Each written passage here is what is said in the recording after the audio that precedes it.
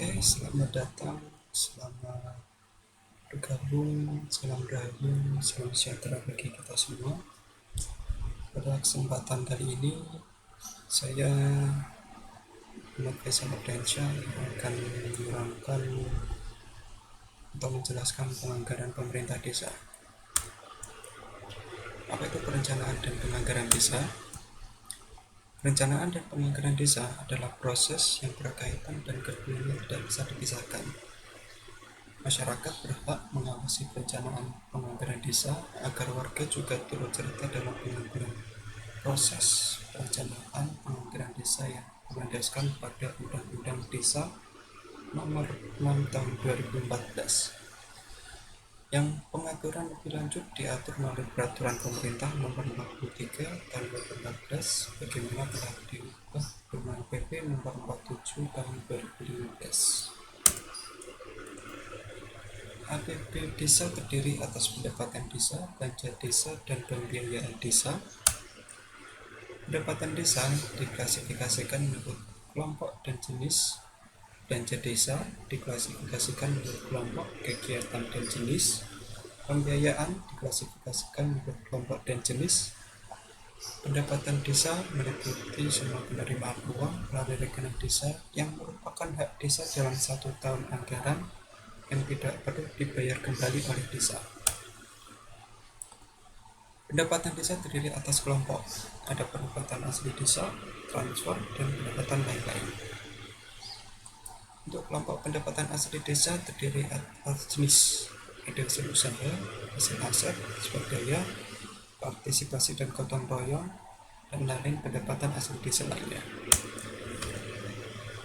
Untuk kelompok transfer terdiri atas jenis, ada dana desa, bagian dari hasil pajak daerah kabupaten atau kota, dan retribusi daerah, alokasi dana desa atau ADD, bantuan keuangan dari APBD provinsi, dan bantuan keuangan APBD kabupaten atau kota.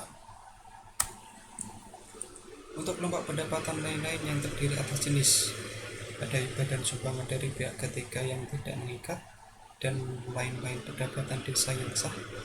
Hibah dan sumbangan dari pihak ketiga yang tidak mengikat adalah pemberian berupa uang dari pihak ketiga. Lain-lain pendapatan desa yang sah antara lain pendapatan sebagai hasil kerjasama dengan pihak ketiga dan bantuan perusahaan yang berlokasi di desa tersebut. Untuk klasifikasi belanja desa terdiri atas kelompok, ada penyelenggaraan belanja desa, pelaksanaan pembangunan desa, pembinaan kemasyarakatan desa, pemberdayaan masyarakat desa, dan belanja tak terduga. Kelompok belanja dibagi dalam kegiatan sesuai dengan kebutuhan desa yang telah dituangkan dalam RKPD desa. Kegiatan terdiri atas jenis belanja, ada belanja pegawai, barang dan jasa, dan modal.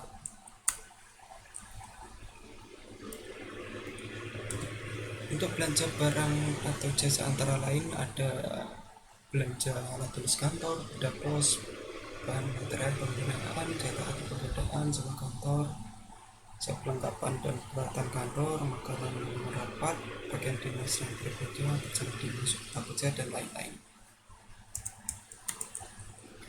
Untuk belanja modal digunakan untuk pengeluaran dalam rangka pembelian atau pengadaan barang atau bangunan yang nilai manfaatnya lebih dari 12 bulan. Pembelian atau pengadaan barang atau bangunan digunakan untuk kegiatan penyelenggaraan keuangan desa.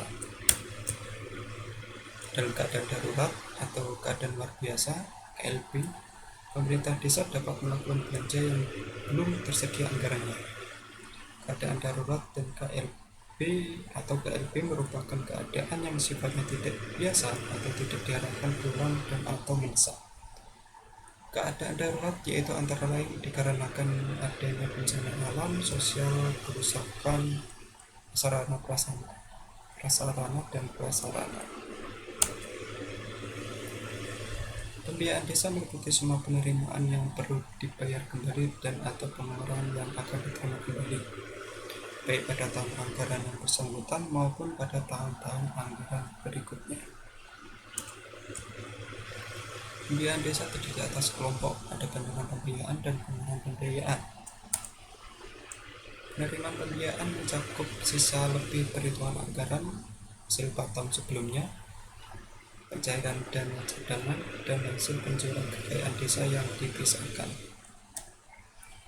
SIMPA antara lain pelampauan penerimaan pendapatan terhadap belanja, penghematan belanja, dan sisa dana kegiatan lanjutan.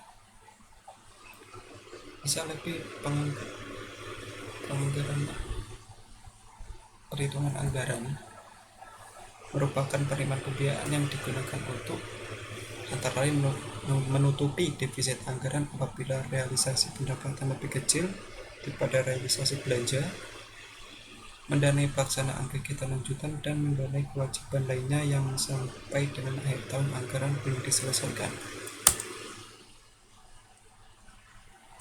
Pengeluaran pembiayaan terdiri dari pembukaan dana cadangan dan penyertaan modal desa. Peraturan desa tersebut paling sedikit memuat antara lain penetapan tujuan pembutuhan dana cadangan, program dan kegiatan yang akan dibiayai dari dana cadangan, besaran dan rincian tahunan dana cadangan yang harus dianggarkan, sumber dana cadangan, dan tahun anggaran pelaksanaan dana cadangan. Penggunaan dana desa harus sesuai dengan aturan yang telah ditetapkan pemerintah, yaitu untuk kemajuan desa. Ada 3 poin penting. Yang pertama, pengembangan kewirausahaan, dan meningkatkan kualitas sumber daya manusia di desa.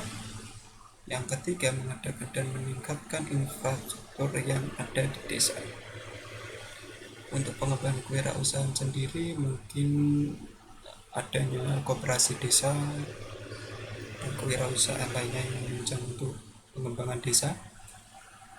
Untuk kualitas SDM bisa mengadakan pelatihan atau workshop yang diadakan di desa. Dan untuk meningkatkan infrastruktur yang ada di desa, mungkin kalau di desa kalian belum ada gorong-gorong atau fasilitas yang sekiranya untuk menunjang infrastruktur desa bisa diterapkan di desa masing-masing. Untuk contoh anggaran dana desa, saya ambil dari contoh pelaporan keuangan APBD Desa Pemerintah Desa Margorejo, Kecamatan Gerak, Kabupaten Tuban, tahun anggaran 2019. Untuk akun anggaran, realisasi, dan akun pendapatannya ada pendapatan hasil desa sekian, ada pendapatan transfer, dana desa, registrasi pajak, dan retribusi. Tertulis dan akun belanja ada bidang penyelenggaraan pemerintah desa, bidang pelaksanaan pembangunan desa sudah tertulis, penerimaan pembiayaan dan sudah ada SIMPA tadi atau sisa lebih anggaran tahun sebelumnya juga ada. Mungkin cukup itu yang dapat saya sampaikan. Apabila ada materi yang kurang, ada tutur kata yang kurang berkenan, dimaafkan, dan terima kasih.